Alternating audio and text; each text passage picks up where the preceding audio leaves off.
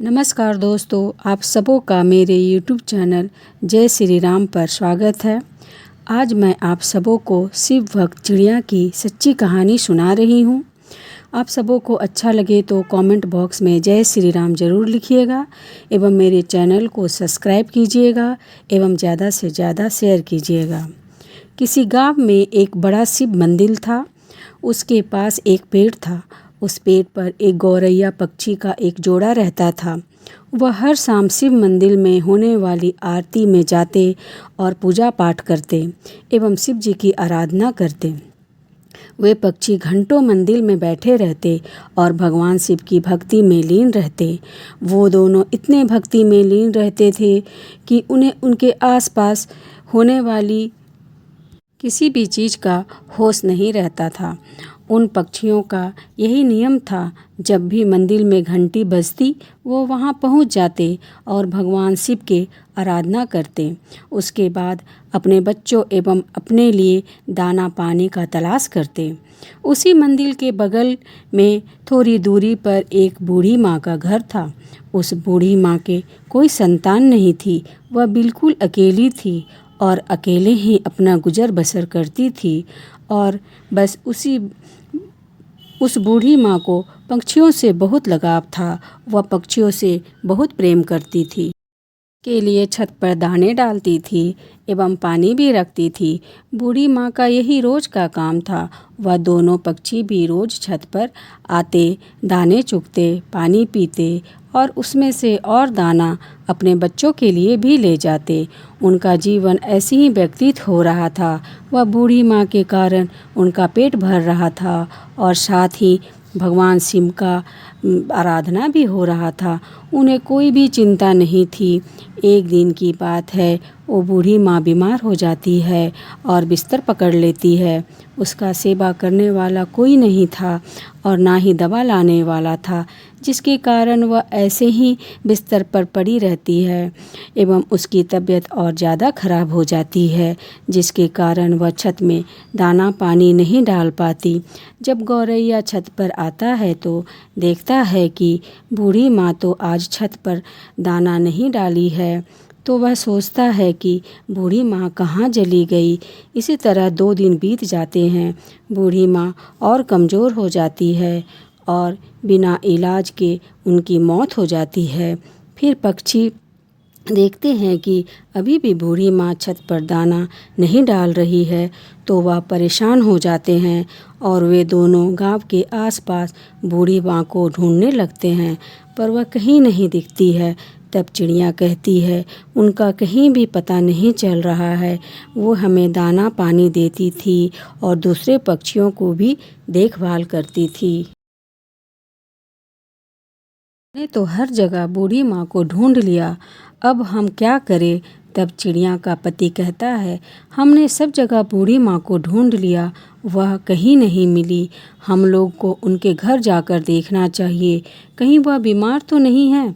तब चिड़िया कहती है, हाँ हो सकता है, चलो चलकर देखते हैं।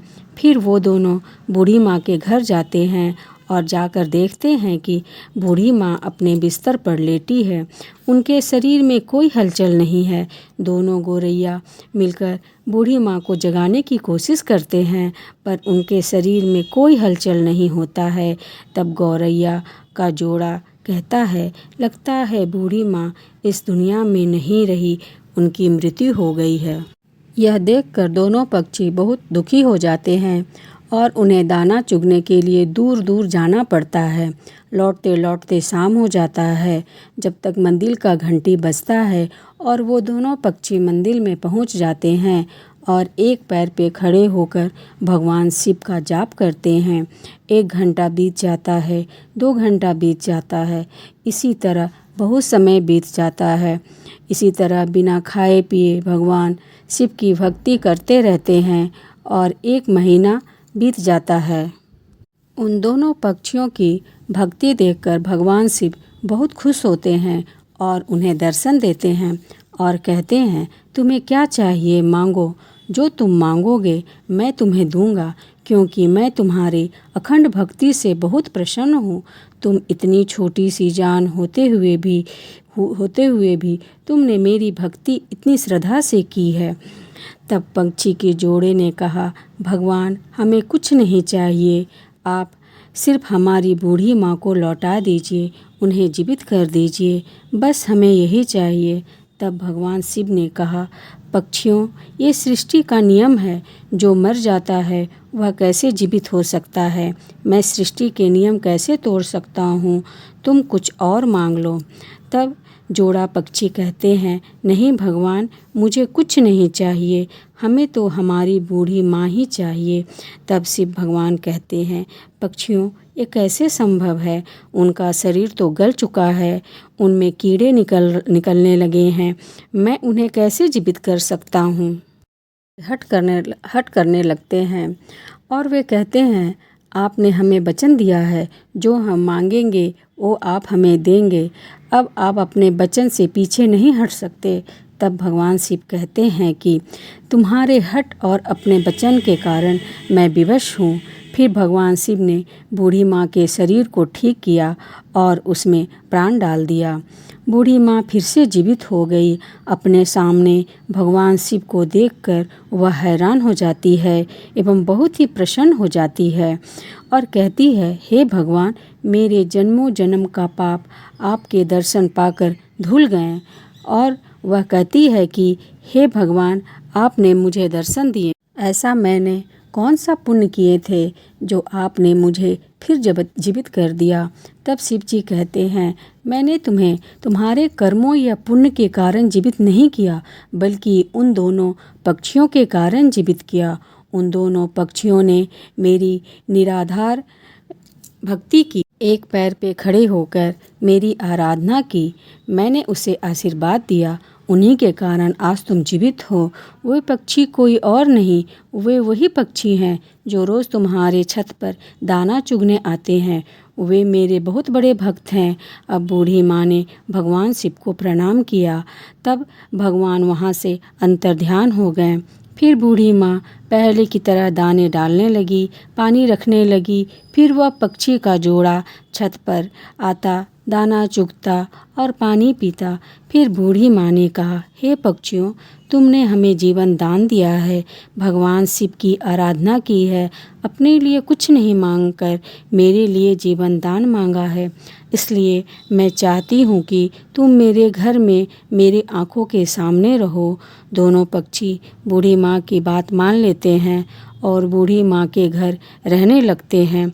इसी तरह दिन बीतने लगते हैं और बूढ़ी माँ की चर्चा दूर दूर तक होने लगती है कि एक बूढ़ी माँ है जो मरकर भी जीवित हो गई और उनमें अजीब सी शक्तियाँ आ गई हैं। अब इसी तरह बूढ़ी माँ के पास दूर दूर से लोग अपनी तकलीफ़ एवं बीमारियाँ लेकर आने लगते हैं। लोग भगवान शिव का पूजा पाठ करते, जिससे उनकी तकलीफ़ एवं बीमारियां दूर हो जाती। धीरे धीरे बूढ़ी माँ की प्रसिद्धि दूर दूर तक फैल जाती है। इसी तरह बहुत दिन बीत जाते हैं। फिर बूढ़ी माँ अपने ही घर में उसी जगह पर जीवित समाधि ले लेती है। उस स्थान पर भव्य मंदिर बनाया जाता है। वह मंदिर आज भी उसी स्थान पर गुजरात में स्थित है। उस मंदिर को चिड़िया वाली बूढ़ी माँ के नाम से जाना जाता है। उस मंदिर पर आज भी गौरैया के जोड़े हमेशा देखने को मिलते हैं। जय श्री राम।